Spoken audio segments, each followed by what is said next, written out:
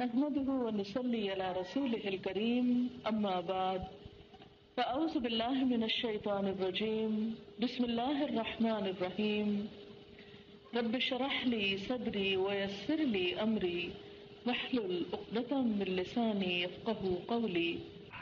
اعوذ باللہ من الشیطان دل میں ابھرنے والے وسوسوں تک کو ہم جانتے ہیں، ہم اس کی گردن کی رگ سے بھی زیادہ اس کے قریب ہیں، اور ہمارے اس براہ راست علم کے علاوہ دو کاتب اس کے دائیں اور بائیں بیٹھے ہر چیز ثبت کر رہے ہیں۔ کوئی لفظ اس کی زبان سے نہیں نکلتا جسے محفوظ کرنے کے لیے ایک حاضر باش نگران موجود نہ ہو۔ پھر دیکھو وہ موت کی جان کنی حق لے کر آ پہنچی۔ یہ وہی چیز ہے جس سے تو بھاگتا تھا اور پھر سور پھونکا گیا۔ یہ ہے وہ دن جس کا تجھے خوف دلایا جاتا تھا۔ ہر شخص اس حال میں آ گیا کہ اس کے ساتھ ایک ہانک کر لانے والا ہے اور ایک گواہی دینے والا۔ اس چیز کی طرف سے تو غفلت میں تھا، ہم نے وہ پردہ ہٹا دیا جو تیرے آگے پڑا ہوا تھا، اور آج تیری نگاہ خوب تیز ہے۔ اس کے ساتھی نے عرض کیا، یہ جو میری سپردگی میں تھا حاضر ہے۔ حکم دیا گیا، پھینک دو جہنم میں ہر پکے کافر کو جو حق سے عناد رکھتا تھا، خیر کو روکنے والا اور حد سے تجاوز کرنے والا تھا، شک میں پڑا ہوا تھا اور اللہ کے ساتھ کسی دوسرے کو خدا بنا بیٹھا تھا۔ ڈال دو اسے سخت عذاب میں۔ اس کے ساتھی نے عرض کیا، خداوندہ، میں نے اس کو سرکش نہیں بنایا بلکہ یہ خود ہی پرلے درجے کی گمراہی میں پڑا ہوا تھا۔ جواب میں ارشاد ہوا، میرے حضور جھگڑا نہ کرو، میں تم کو پہلے ہی انجام بد سے خبردار کر چکا تھا۔ میرے ہاں بات پلٹی نہیں جاتی اور میں اپنے بندوں پر ظلم توڑنے والا نہیں ہوں۔ وہ دن جب کہ ہم جہنم سے پوچھیں گے کیا تو بھر گئی، اور وہ کہے گی کہ کیا اور کچھ ہے، اور جنت متقین کے قریب لے آئی جائے گی، کچھ بھی دور نہ ہوگی۔ ارشاد ہوگا، یہ ہے وہ چیز جس کا تم سے وعدہ کیا جاتا تھا، ہر اس شخص کے لیے جو بہت رجوع کرنے والا اور بڑی نگہداشت کرنے والا تھا، جو بے دیکھے رحمان سے ڈرتا تھا اور جو دل گرویدہ لیے ہوئے آیا ہے۔ داخل ہو جاؤ جنت میں سلامتی کے ساتھ۔ وہ دن حیات ابدی کا دن ہوگا، وہاں ان کے لیے وہ سب کچھ ہوگا جو وہ چاہیں گے، اور ہمارے پاس اس سے زیادہ بھی بہت کچھ ان کے لیے ہے۔ یہ سورۃ قاف کی چند آیات میں نے آپ کے سامنے رکھی ہیں۔ اللہ سبحانہ و تعالی ہی کی توفیق سے ہم سب یہاں جمع ہوئے ہیں۔ حضور صلی اللہ علیہ وسلم نے فرمایا، وہ دل جو خدا کو یاد کرتا ہے اور وہ دل جو خدا کو یاد نہیں کرتا، اس کی مثال مردہ اور زندہ انسان کی سی ہے۔ وہ انسان مردہ کی طرح ہے جس کے دل میں خدا کی یاد نہیں، اور زندہ ہے وہ جو اپنے خالق کو یاد رکھتا ہے۔ یہاں اللہ کی اس محفل میں بیٹھ کر بھی اگر ہمارے دلوں میں خدا کی یاد نہیں اور خدا کی عظمت نہیں، تو پھر ہمارا یہاں آنا اور آ کر چلا جانا ہمیں کچھ فائدہ نہ دے گا۔ لہذا بہت ضروری ہے ہمارے لیے یہ بات کہ ہم اپنی پوری توجہ صرف اور صرف اللہ کے اس کلام میں رکھیں اور وہ چند باتیں سیکھنے کی کوشش کریں جو خدا ہمیں سکھانا چاہتا ہے۔ پہلی بات جس کا وہ ہمیں احساس دلانا چاہتا ہے وہ کیا ہے؟ وَلَقَدْ خَلَقْنَا الْإِنسَانَ، اور البتہ تحقیق ہم نے انسان کو پیدا کیا ہے۔ کیا ہے انسان؟ اپنے آپ کو کیا سمجھتا ہے؟ کہاں بھاگتا پھرتا ہے؟ کہاں جانا چاہتا ہے؟ کتنا غافل رہنا چاہتا ہے؟ وَنَعْلَمُ، اور صرف اتنا نہیں کہ ہم نے اسے پیدا کر کے چھوڑ دیا کہ جو چاہے کرتا رہے، وہ آزاد ہو گیا۔ نہیں، اس کی یہ آزادی بہت محدود ہے، بہت تھوڑے دن کے لیے ہے۔ وہ ہمارے پورے کنٹرول میں ہے، پورے اختیار میں۔ نہ صرف یہ کہ اس کے ایکشنز، اس کی زبان اور اس سے نکلنے والے کلمات، بلکہ اس کے دل میں اٹھنے والے خیالات تک بھی۔ وَنَعْلَمُ مَا تُوَسْوِسُ بِهِ نَفْسُهُ، کہ اس کے اندر کیا کیا وسوسے اٹھتے ہیں، اس کے اندر کیا کیا خیالات آتے ہیں۔ وہ اللہ کو اور اللہ کی ذات کو کتنی اہمیت دیتا ہے، کس دل سے یاد کرتا ہے اور کتنی اس کی عظمت محسوس کرتا ہے۔ وہ ہمیں دور سمجھتا ہے لیکن ہم تو اس کے بہت ہی قریب ہیں. وَنَحْنُ أَقْرَبُ إِلَيْهِ مِنْ حَبْلِ الْوَرِيدِ، اور ہم اس کی رگ گردن سے بھی زیادہ اس کے قریب ہیں. اشارات جو ہوتی ہیں اسی پر انسان کی زندگی کا انحصار ہے. اگر تسلسل میں خرابی آ جائے تو انسان کی زندگی باقی نہیں رہ سکتی. تو فرمایا کہ ہم تو اس سے بھی زیادہ انسان کے قریب ہیں، اس سے بھی زیادہ انسان کے لیے ضروری ہیں.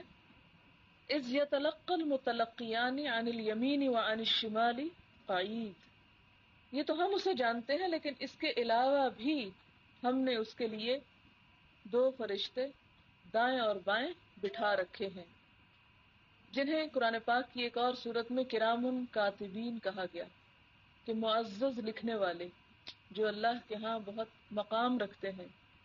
اس کے دائیں اور بائیں بیٹھے ہیں، لکھ رہے ہیں. ان کے لکھنے کی حالت کیا ہے؟ ما یلفظ من قول الا لدیہ رقیب عتید، کہ اس کی زبان سے کوئی بات ہی کیوں نہیں نکلتی، کوئی چھوٹا سا لفظ، یلفظ لفظ سے نکلا ہے، کوئی لفظ نکلتا ہی ہے کسی بھی قسم کا، اچھا یا برا، مگر یہ کہ ایک حاضر باش نگران اسے لکھ لینے کے لیے موجود ہے. اور بعض اوقات انسان کے منہ سے نکلا ہوا ایک لفظ اس کی عمر بھر کی کمائی اور عمر بھر کی نیکیوں کو ضائع کر دینے کے لیے کافی ہو جاتا ہے. یہاں بھی اسی چیز کی طرف احساس دلایا گیا کہ انسان خواہ اپنے تئیں اپنے خیال میں بہت زیادہ اللہ کا ذکر کرنے والا ہی کیوں نہیں، لیکن اگر وہ غفلت میں بے سوچے سمجھے بغیر محسوس کیے ایسی باتیں زبان سے نکالتا چلا جاتا ہے جو دوسروں کی دل آزاری کا باعث ہے، دوسروں کے لیے تکلیف کا باعث ہے، تو وہ اس کی تمام نیکیوں کو ملیا میٹ کر سکتی ہے. لہذا انسان اپنے منہ سے نکلنے والے ایک ایک لفظ کے لیے جواب دہ ہے. یہی زبان انسان کے درجات کو بلند کرتی ہے اور یہی زبان انسان کے درجات کو اسفل السافلین تک لے جاتی ہے. اسفل السافلین تک لے جانے والے کون سے کام ہیں، کون سی باتیں ہیں، آپ سب اچھی طرح جانتے ہیں. ان میں غیبت، جھوٹ، طعنہ زنی، تہمت لگانا، چغل خوری، اسی قسم کے اور بھی بہت سارے کام. سب سے پہلے نمبر پر جھوٹ. جھوٹ کے بارے میں حضور صلی اللہ علیہ وسلم نے فرمایا کہ جھوٹ اور ایمان ایک دل میں جمع نہیں ہو سکتے، جیسے آگ اور پانی ایک جگہ پر جمع نہیں ہو سکتے. اگر آپ انہیں اکٹھا کرنے کی کوشش کریں گے تو ایک باقی بچے گا، دوسرا ختم ہو جائے گا. تو بالکل اسی طرح جب جھوٹ آتا ہے تو ایمان وہاں سے فوراً رخصت ہو جاتا ہے. تو جھوٹ کو اتنا زیادہ ناپسند کیا گیا کہ بچوں تک کے لیے جھوٹی بات کرنے کو درست نہیں سمجھا گیا. صرف جس چیز کی تھوڑی بہت اجازت ہو سکتی ہے کہ آپ بات کسی ایسے طریقے سے کریں، یعنی اگر بچے کو آپ نے ٹالنا ہی ہے کہ وہ سفید جھوٹ نہ بنے، اسے حکمت کے ساتھ آسان زبان میں آسان طریقے سے بات سمجھا دیں، لیکن جھوٹ کے ضمن میں کہیں بھی اجازت نہیں دی گئی. مثال کے طور پر آپ دیکھیں کہ ایک صحابی ہیں، وہ بچے ہیں، ابھی اپنے دوستوں کے ساتھ کھیل رہے ہیں، اتنے میں ان کی ماں انہیں آواز دیتی ہے، کیا وہ بچے میں تمہیں کچھ دینا چاہتی ہوں. تو حضور صلی اللہ علیہ وسلم فوراً اس ماں سے مخاطب ہوتے ہیں، کیا تم واقعی اپنے بچے کو کچھ دینا چاہتی؟ کیونکہ یہ عادت شاید شروع سے ہی تھی ماؤں کے اندر کہ وہ بچوں کو چھوٹا سمجھتے ہوئے، انہیں اہمیت نہ دیتے ہوئے ان سے غلط سلط باتیں کرنے کو بہت معمولی چیز سمجھتی تھی. فرمایا کہ کیا واقعی تم اپنے بچے کو کچھ دینا چاہتی ہو؟ اور اگر ایسا نہیں تو پھر تمہارا اپنے بچے سے غلط بیانی کرنا تمہارے اعمال نامے میں جھوٹ لکھا جائے گا. تو وہ صحابیہ فرماتی ہیں کہ ہاں اللہ کے رسول صلی اللہ علیہ وسلم، میں اسے کچھ کھلانے کے لیے بلا رہی ہوں، اسے کھانے کے لیے کچھ کھجور یا کچھ اس طرح کی چیز آتی ہے کہ وہ دینا چاہتی ہوں. پھر اس کے بعد غیبت. غیبت کیا ہے؟ کسی کے پیٹھ پیچھے ایسی باتیں کرنا جو اسے ناپسند ہو، وہ باتیں جو ہم اس کے سامنے نہ کہہ سکتے یا اس کے سامنے نہ کر سکتے ہیں، اسے بھی انتہائی ناپسندیدہ قرار دیا گیا. قرآن پاک میں سب سے شدید ترین مثال غیبت کی دی گئی، اور وہ مثال کیا ہے؟ أَيُحِبُّ أَحَدُكُمْ أَن يَأْكُلَ لَحْمَ أَخِيهِ مَيْتًا کیا تم میں سے کوئی شخص اپنے مردہ بھائی کا گوشت کھانا پسند کرتا ہے؟ مردہ بھائی، کیا کوئی شخص اپنے بھائی کا گوشت، یعنی انسانی گوشت تو ویسے ہی کراہت آمیز چیز ہے، کوئی اس بات کا تصور ہی نہیں کر سکتا، لیکن پھر کہاں یہ کہ مرے ہوئے بھائی کا گوشت؟ تو اللہ سبحانہ وتعالیٰ خود ہی اس کے جواب میں فرماتے ہیں فَكَرِهْتُمُوهُ، نہیں دیکھو تم خود اس سے گھن کھاتے ہو، تم وہ نہیں کھانا چاہتے۔ اگر تمہیں یہ پسند نہیں ہے تو پھر غیبت کرنا کتنا آسان تم نے سمجھ رکھا ہے، وہ تمہیں کیسے پسند ہے؟ صحابہ کرام نے حضور صلی اللہ علیہ وسلم سے غیبت کی جو تعریف پوچھی کہ غیبت کیا ہے، آپ صلی اللہ علیہ وسلم نے فرمایا کہ تم اپنے بھائی کا ذکر اس طرح کرو کہ وہ سنے تو اسے ناگوار ہو۔ تو جواباً صحابہ کرام نے عرض کیا کہ اے اللہ کے رسول صلی اللہ علیہ وسلم، اگرچہ میری وہ بات حق ہو، یعنی جو کچھ میں اس کے بارے میں کہوں وہ بات درست ہو، تو کیا پھر بھی یہ غیبت ہوگی؟ کیونکہ عام طور پر جب ہم کسی کی برائی کرتے ہیں تو اس وقت کیا کہتے ہیں؟ نہیں، میں کون سا جھوٹ بول رہی ہوں، یا میں کون سی غلط بات کہہ رہی ہوں، میں تو جو کچھ کہہ رہی ہوں وہ حق ہے۔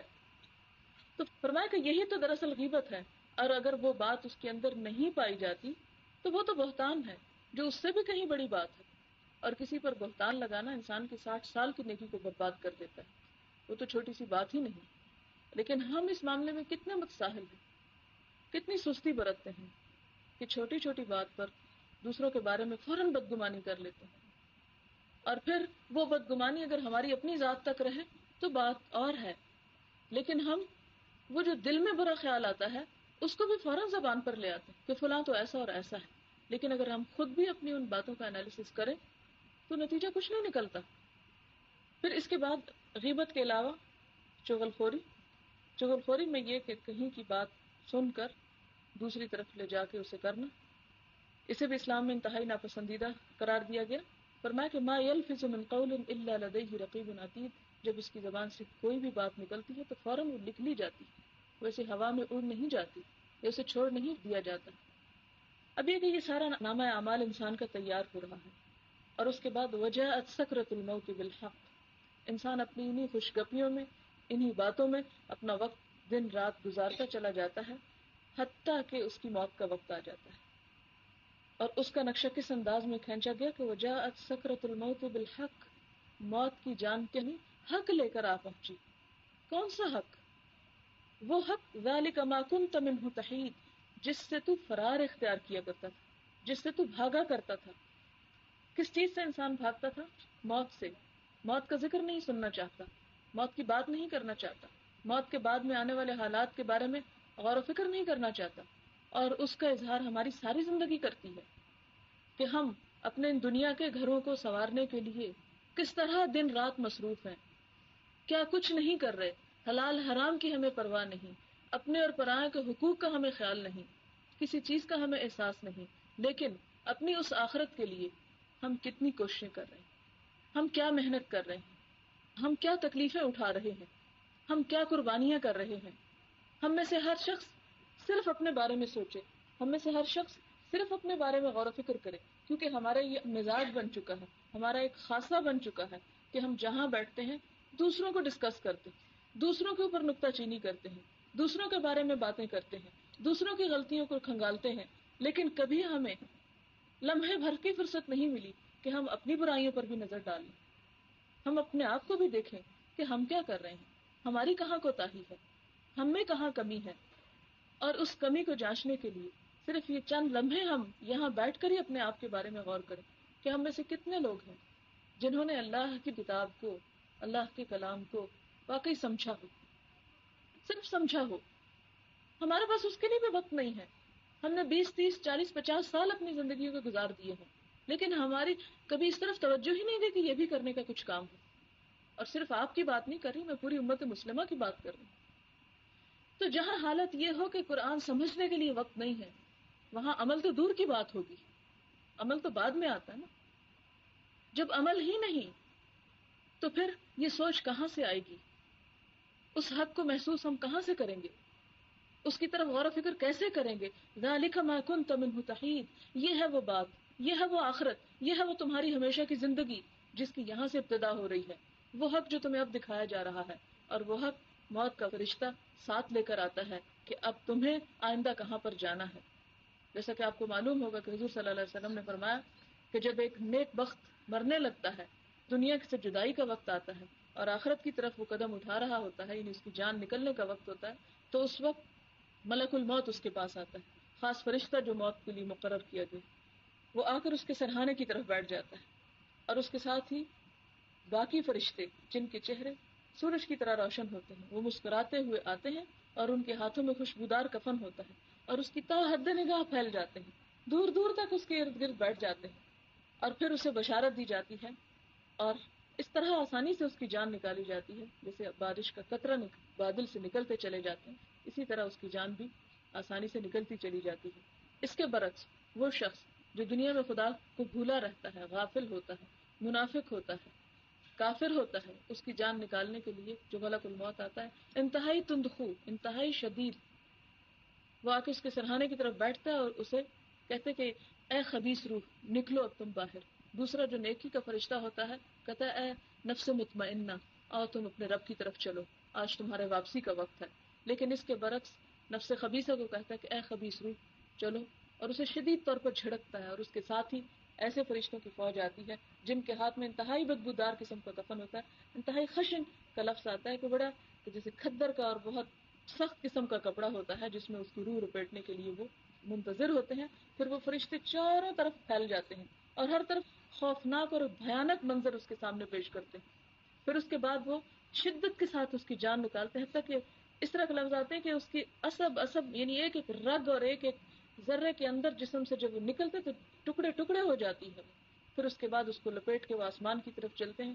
نیک روح جہاں جہاں سے گزرتی ہے وہاں وہاں خوشبو پھیلتی چلی جاتی ہے، اور بد روح جہاں جہاں جاتی ہے وہاں وہاں انتہائی بدبو پھیلتی چلی جاتی ہے، اور جو بھی پوچھتا ہے وہ یعنی نیک روح کے لیے خوش آمدید کہتا ہے، اس کے لیے راستے کھولتا چلا جاتا ہے، حتیٰ کہ ساتوں آسمان تک اسے مرحبا کہا جاتا ہے اور اس کو خوش آمدید کہا جاتا ہے۔ اس کے برعکس جو بری روح ہوتی ہے اس کے لیے دروازے نہیں کھولے جاتے اور اسے اس آسمان سے پٹخا کے نیچے زمین پر پھینکا جاتا ہے، جس کے بارے میں قرآن پاک میں بھی ذکر ملتا ہے کہ جو شخص شرک کرتا ہے اللہ کے ساتھ اسے اس طرح پھینکا جاتا ہے کہ اس کے حصے بکھرے ہو جاتے ہیں اور پرندے اس کو اچک لیتے ہیں اور کچھ دور دراز مکان پہ وہ گرتے ہیں اس کے حصے۔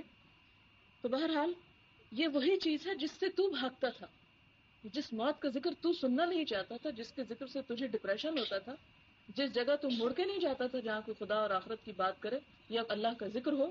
پھر یہ مرحلہ تو گزر گیا، موت آئی، حق سامنے آ گیا کہ اب آئندہ انجام کیا ہونے والا ہے۔ وَنُفِخَ فِي الصُّورِ، اب کیا؟ پھر سور پھونکا گیا۔ ذَلِكَ يَوْمُ الْوَعِيدِ، یہ ہے وعدے کا دن، یہ ہے وہ چیز جس کا تم سے وعدہ کیا جاتا تھا اور تم اس کی طرف سے غافل تھے۔ اب کیا ہوگا؟ حشر کا میدان ہوگا۔ وَجَاءَتْ كُلُّ نَفْسٍ، ہر نفس آئے گا۔ کون ہر نفس؟ كُلُّ نَفْسٍ ذَائِقَةُ الْمَوْتِ، ہر وہ جس نے موت کا مزہ چکھا ہوگا۔ کس حال میں آئے گا؟ مَعَهَا سَائِقٌ، ایک اس کے ساتھ اس کو کھینچنے والا ہوگا، گھسیٹنے والا ہوگا، کیونکہ انسان جو مجرم ہوگا خاص طور پر وہ آگے نہیں بڑھنا چاہے گا، وہ نہیں جانا چاہے گا، وہ ڈرے گا، کہے گا کہ مجھے یوں چھوڑ دو، میں نہیں جاتا، میں نہیں حاضر ہوتا، میں نہیں پیش ہوتا، میرے پاس کچھ نہیں ہے جو میں منہ دکھا سکوں میں۔ وہ شہید اور ساتھ ایک اس کے گواہ ہوگا۔ تو اللہ سبحانہ وتعالیٰ کیا فرمائیں گے؟ لَقَدْ كُنْتَ فِي غَفْلَةٍ مِّنْ هَٰذَا، تم انہی چیزوں کے بارے میں غفلت میں پڑے ہوئے تھے۔ اور آج ذرا ہم اپنی حالت دیکھیں کہ صبح کے وقت اٹھتے ہیں، فجر کے وقت سب سے پہلے کیا خیال آتا ہے؟ ایمانداری کے ساتھ ہم میں سے ہر شخص صرف اپنا جائزہ لے، ہر شخص اپنا جائزہ لے، کیا لے کر اٹھتے ہیں دل میں؟ نماز پڑھتے ہیں، کیا حالت ہوتی ہے نماز کے اندر ہماری؟ کتنا ہم یاد کرتے ہیں خدا کو، اس میں مسلسل دنیا کی باتیں سوچتے رہتے ہیں، یہ ناشتہ بنانا ہے، وہ خریدنا ہے، وہ تیاری کرنی ہے، وہ کچن میں یہ پڑا ہے، وہ فلاں جگہ یہ پڑا ہے، وہاں یہ لے کے جانا ہے، وہاں اس کو یہ بھیجنا ہے، اس کو فون کرنا ہے، اس کو ریسیو کرنا ہے، دنیا بھر کے کام ساری نماز میں ہم یاد کرتے ہیں، اللہ اکبر کرتے ہیں اور سلام تک سب دنیا ہی دنیا، اس آخرت سے غافل۔ پھر وہاں سے اٹھتے ہیں، پھر اگر کوئی توفیق ہے قرآن کھولنے کی، کچھ پتہ نہیں کیا کہہ رہے ہیں، لعنت اللہ علی الکاذبین پڑھ رہے ہیں کہ لعنت ہو جھوٹوں پر، اور اٹھ کے بند کرتے ہی فوراً جھوٹ کا کاروبار شروع کر دیتے ہیں۔ پھر اس کے بعد کچھ ہی ہوتے ہیں جنہیں نماز نصیب ہوتی ہے، اکثریت جا کے بازاروں میں دیکھ لیں کیا حالت ہے، گھروں میں جا کے دیکھ لیں، عشاء کی نماز کے وقت جا کر دیکھ لیں کہ 8 بجے ڈرامہ شروع ہوتا ہے، بیٹھتے ہیں جو 9 بجے ختم ہوتا ہے، اتنے تھکے ہوئے ہوتے ہیں کہ تھوڑا بہت کھا پی کے یا اور کام کر کے بستر میں چلے جاتے ہیں اور ہوش نہیں ہوتی کہ اللہ کا بھی ذکر کرنا ہے۔ چلے بڑے بوڑھے تو کہیں کچھ کرتے ہوں گے، اپنی نوجوان نسل کا ہم حال دیکھ لیں کیا ہو رہا ہے، کس طرف ہم چلے جا رہے ہیں۔ تو اللہ سبحانہ وتعالیٰ فرماتے ہیں لقد كنت في غفلة من هذا، تم ان باتوں کی طرف سے دراصل غفلت میں تھے، دنیا کے ہر کام کا، کھانے کا، پینے کا، سینے کا، سلانے کا، گھر بنانے کا تمہیں بڑی فکر تھی، تمہیں بڑی پریشانی تھی، تمہیں بڑی اس کی سوچ تھی، صرف اپنے لیے نہیں، اپنی اولادوں تک کے لیے کہ ان کے پاس کیا ہوگا اور کیا نہیں ہوگا۔ فکشفنا عنک غطاءک، ہم نے تمہارے سارے پردے تمہاری آنکھوں کے آگے سے ہٹا دیے، یعنی زندگی میں جو پردہ موت کے آنے سے پہلے تھا وہ موت کے ساتھ وہ اٹھ گیا، پھر جو تم آگے بڑھتے چلے گئے وہ سارے پردے ہٹ گئے حتیٰ کہ تم اس دن تک آ پہنچے۔ فبصرک اليوم حدید، دنیا میں تمہاری نگاہیں بند تھی اس کی طرف سے، آج تمہاری نگاہیں بڑی تیز ہیں، سب کچھ دیکھ رہی ہیں۔ وقال قرینہ ھذا ما لدی عتید، اور اس کا وہ ساتھی جو اس کے ساتھ ہے وہ کہے گا یہ ہے سب کچھ جو میری سپردگی میں اے اللہ آپ نے دے رکھا تھا، یہ حاضر ہے، یہ آپ لے لیں۔ یہ بندہ اور یہ اس کی کرتوت اور یہ اس کے اعمال نامے، یہ جو مجھے ذمہ داری دی گئی تھی آج میں اس سے بری ہوتا ہوں، یہ ہے میرے پاس۔ القیا فی جہنم کل کفار عنید، حکم دیا گیا پھینک دو، یعنی تم دونوں، یعنی اس کے ساتھ جو گواہ ہوگا اور اس کے ساتھ جو گھسیٹنے والا ہوگا، ان دونوں کو کہا جائے گا کہ لے جاؤ اس کو، پکڑو اور اسے پھینک دو، ڈال دو جہنم میں، کل کفار عنید، ہر اس کو جو ناشکرا تھا، انکار کرنے والا تھا، عنید حق سے اناد رکھتا تھا۔ یعنی حق کیا ہے؟ قرآن ہے، اللہ اور اس کے رسول کی باتیں ہیں، اور اس کے علاوہ کیا ہے؟ لیکن آج اللہ اور اس کے رسول ہی کی باتوں کا مذاق اڑایا جا رہا ہے۔ مذاق بھی کہاں سے اڑایا جا رہا ہے؟ مسلمانوں کے منہ سے اڑایا جا رہا ہے۔ یعنی اگر غیر مسلم تو کوئی باتیں کرے تو وہ حقدار ہیں، لیکن مسلمانوں کے اندر ہی ایسے پیدا ہو رہے ہیں۔ آج ہم کیوں نہیں سر ڈھانپ کے باہر نکل سکتے؟ جواب دے گا مجھے کوئی اس بات کا؟ کیوں نہیں نکل سکتے؟ اس لیے کہ ہمارے مسلمان ہی پردے کا مذاق اڑاتے ہیں، ہے یا نہیں یہ بات؟ اگر ہمارے تمام مسلمان اسے اپریشیٹ کریں، میں سمجھتی ہوں ایک عورت بھی ایسی نہیں جو اپنے آپ کو ننگا کر کے باہر نکلنا چاہے۔ اسی طرح کسی بھی شادی کی محفل میں، کسی بھی پارٹی میں نماز کیوں نہیں پڑھتے؟ اس لیے نہیں پڑھتے کہ ہمارے ہی مسلمان بہن بھائی ہمارا مذاق اڑاتے ہیں، ہم ان کے مذاق کے خوف سے نہیں پڑھتے۔ اسی طرح کتنی ہی ایسی ویلیوز ہیں، ہم ان کو کیوں چھوڑے ہوئے ہیں؟ اس لیے کہ ہمارے مسلمان ہی اپنے اسلام سے اناد رکھے ہوئے ہیں۔ اناد کا مطلب ہوتا ہے کسی سے بیر رکھنا، کہ نہیں وہ بھاتا، ضد برائے ضد۔ اس کے پیچھے اگر غور کیا جائے، حقیقت کو معلوم کیا جائے تو کچھ بھی نہیں۔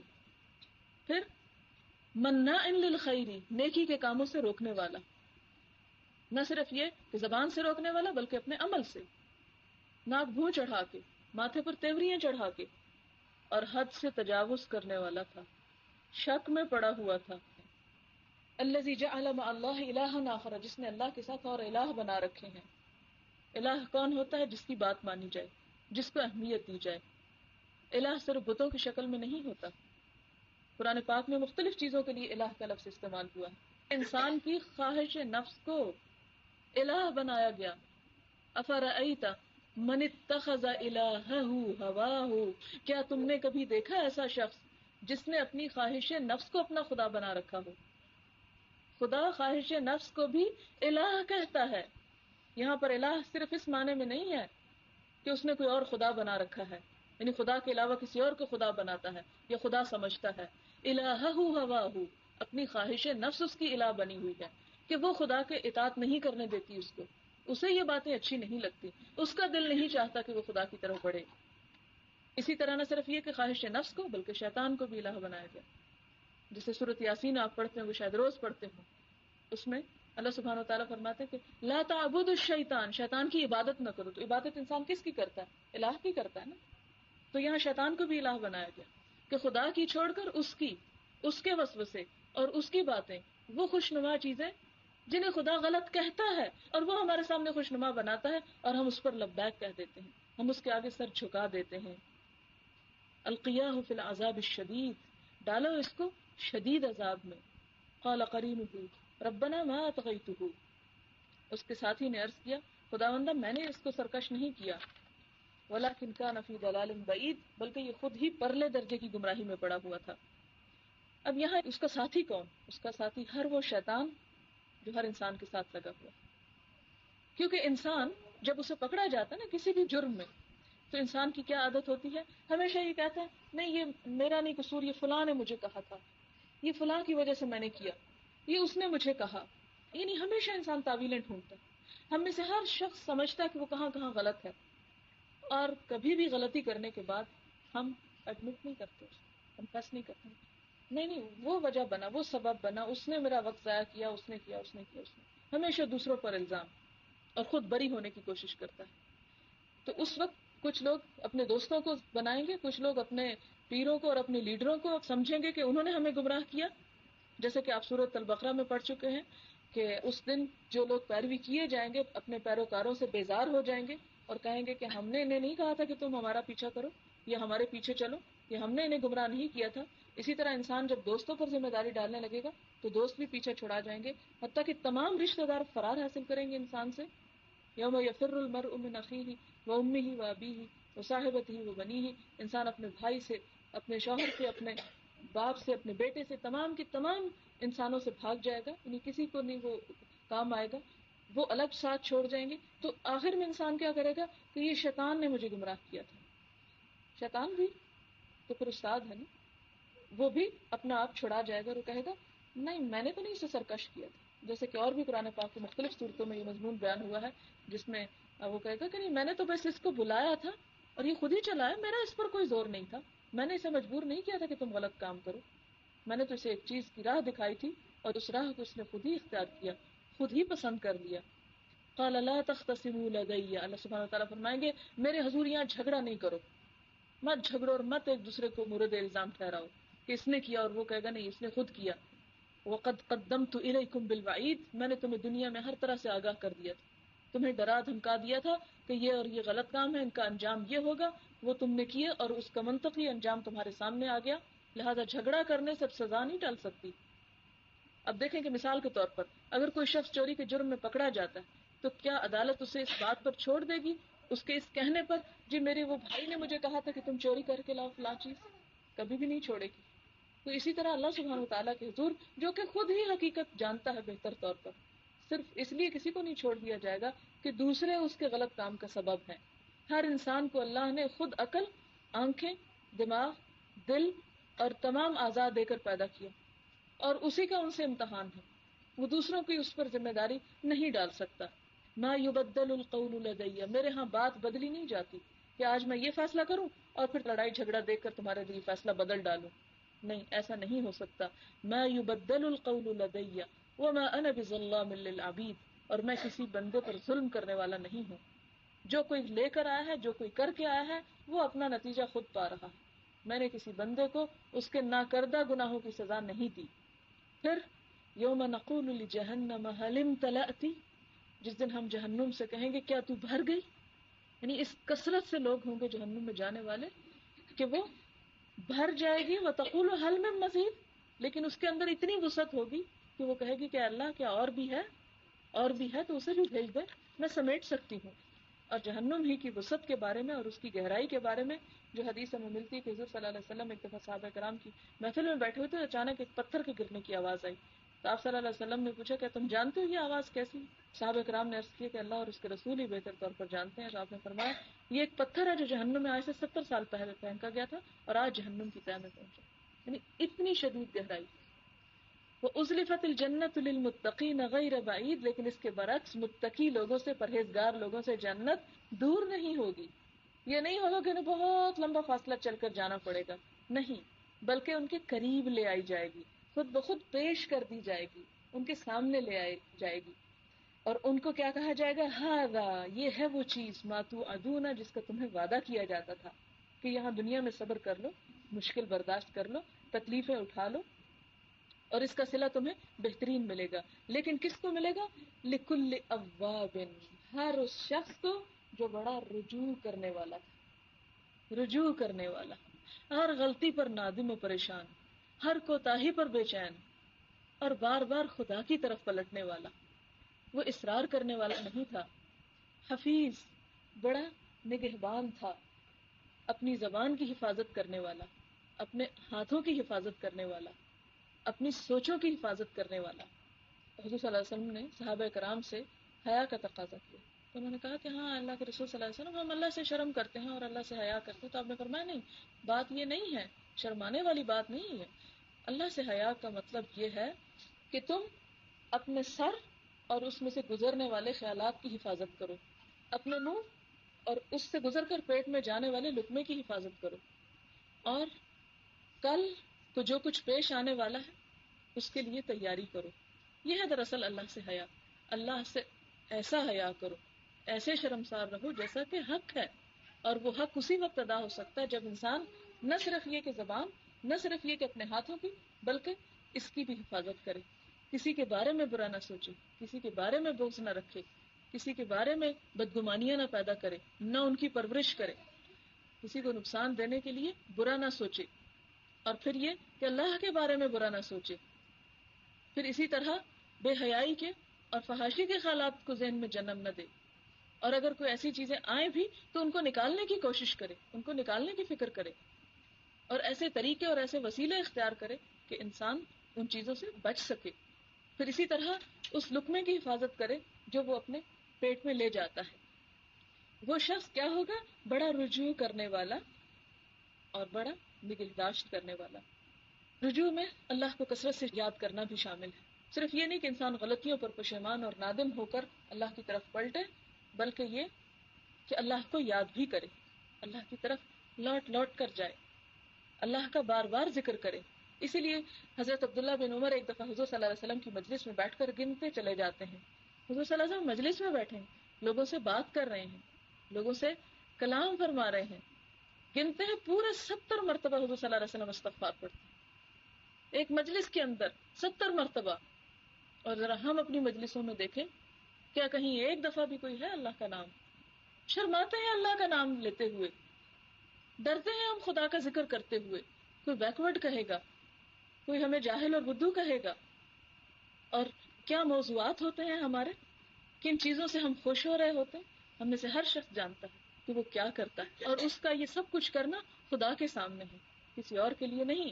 کوئی کیا کر سکتا ہے، کسی کا کیا بگاڑ سکتا ہے، کیا فائدہ پہنچا سکتا ہے، لیکن ہم سب سے ڈرتے ہیں، اس سے نہیں ڈرتے جو اصل میں نفع اور نقصان کا مالک ہے۔ تو فرمایا جنت اس کے لیے ہے جو بہت رجوع کرنے والا، جو نگہداشت کرنے والا ہے۔ نگہداشت میں پھر کیا آ جاتا ہے؟ نہ صرف یہ کہ زبان، دماغ اور اپنے ایکشنز کی، بلکہ لوگوں کے حقوق کی نگہداشت کرنے والا، رشتہ داروں کے، والدین کے، اولاد کے، استادوں کے، ہمسایوں کے، غریبوں کے، مسکینوں کے، یتیموں کے، جتنے بھی ہمارے دائرے کار میں، جتنے بھی ارد گرد ہمارے جان پہچان میں چیزیں آ جاتی ہیں، ان سب کے حقوق کی نگہداشت کرنے والا۔ پھر یہ کہ جو چیزیں اللہ نے حرام قرار دی ان کو حرام سمجھنے والا، حرام کو حلال اور حلال کو حرام کرنے والا نہیں، بلکہ ہر چیز میں حفاظت۔ جیسے آپ دیکھتے ہیں کہ آپ اپنے گھر کی حفاظت کرتے ہیں نا، شیشے کی حفاظت کس طرح کی جاتی، کپڑوں کی حفاظت کیسے کی جاتی ہے، فوڈ کی حفاظت، گوشت کی حفاظت کیسے، ہر ایک کے لیے ایک مختلف طریقہ ہے نا۔ کسی چیز کو فریزر میں رکھتی ہیں، کسی چیز کے اندر گولیاں ایسی رکھتی ہیں کہ کوئی کیڑے ویڑے نہ کاٹ جائیں، شیشوں کی دھندلاہٹ سے اور اسی طرح کی اور چیزوں سے حفاظت۔ یہ مختلف چیزوں کی آپ مختلف طریقوں سے حفاظت کرتی چلی جاتی۔ کیوں کرتے ہیں ان سب چیزوں کی حفاظت؟ کہ ان چیزوں سے ہمیں پیار ہے نا، محبت ہے، 4 ٹکے کی چیزوں سے محبت ہے، لیکن کل کی اس آخرت کے ہمیشہ ہمیشہ کے انجام کی کوئی فکر نہیں، کہ وہاں اگر ذکر کی کمی ہو گئی، اس کا حق مارا، اس کا مارا، اس کا مارا، تو کیا بنے گا؟ وہاں کے بارے میں احساس نہیں، وہاں کے بارے میں سوچ نہیں، نہ دلانے کی ضرورت محسوس ہوتی ہے۔ پھر وہ کون ہے نگہداشت کرنے والا؟ من خشی الرحمن بالغیب، وہ ہے دراصل حفاظت کرنے والا جو بن دیکھے ڈرتا ہے رحمان سے۔ اس کو سمجھتا رحمان ہے لیکن اس سے خوف کھاتا ہے، یعنی رحمان سمجھ کے اکڑتا اور بگڑتا نہیں ہے کہ اللہ تو بڑا رحمان ہے لہٰذا میں جو غلط کام دل میں آئے اور من میں آئے کرتا چلا جاؤں، نہیں، اسے رحمان سمجھتے ہوئے اس کے باوجود اس کے دل میں خشیت ہوتی ہے۔ ایک ہوتا ہے خوف، ایک ہوتی ہے خشیت۔ خوف ہوتا ہے کہ انسان کسی اپنے مد مقابل کے غلبے سے ڈرے کہ وہ مجھ سے فلاں اور فلاں چیز میں بڑھ جائے گا۔ خشیت اس سے مختلف چیز ہے۔ خشیت انسان کی اس کیفیت کا نام ہے جس میں انسان کسی چیز کی عظمت کو محسوس کر کے اس سے ہیبت کرے۔ اللہ سبحانہ وتعالیٰ نے ہم سے اپنی عظمت کو محسوس کرنے کا حکم دیا کہ تم کوئی بھی غلط کام کس لیے چھوڑو کہ وہ بڑا ہے، میں اس کی نافرمانی کر رہا ہوں، اس کے سامنے کر رہا ہوں.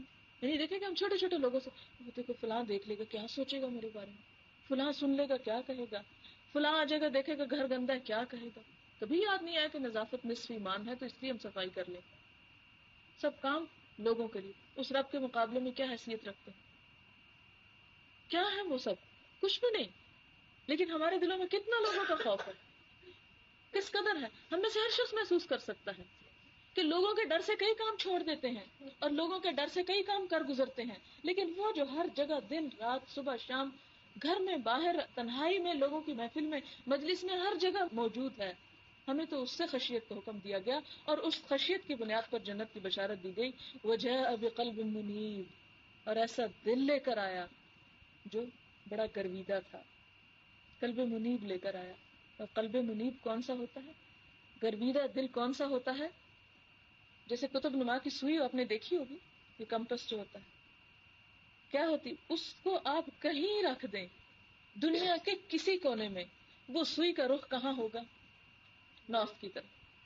ہمیشہ کہیں بھی یہی حال ہے دل گرویدہ کا کہ وہ کہیں چلا جائے، کسی محفل میں ہو، کسی مجلس میں ہو، کسی حالت میں ہو، خوشی میں ہو، تنگی میں ہو، خوشحالی میں ہو، محبت میں ہو، غصے میں ہو، غم میں ہو، پریشانی میں ہو، آزمائش میں ہو، کسی بھی طرح ہو، اس کی سوئی اسی طرف گھومی ہوئی ہے، اسی طرف لگی ہوئی ہے، اسی طرف اٹکی ہوئی ہے، اسی کے ساتھ ہے.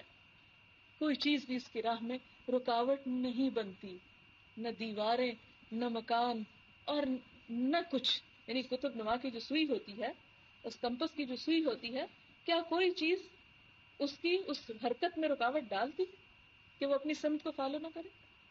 کہیں رکھ دیں، پانی کے اندر آپ اس کو لے جا کے رکھ دیں کمپس کو، فضا میں جہاز میں لے جائیں، پہاڑوں میں لے جائیں، غاروں میں لے جائیں، کہیں لے جائیں، کتنا بھی اس کو ڈھانپ دیں، گرمی کا موسم ہو یا برف باری ہو رہی ہو، وہ سوئی اپنے اصل کی طرف ہی حرکت کرتی ہے، وہیں جا کر رکتی ہے. تو بندہ مومن کا دل ہر حال میں اپنے رب کی طرف ہی رجوع کرنے والا ہوتا ہے. اس پہ بڑی سے بڑی پریشانی کیوں نہ آ جائے، اس کا تعلق وہیں جڑا رہتا ہے، وہ اس سے نہیں توڑتا، اس سے اپنے آپ کو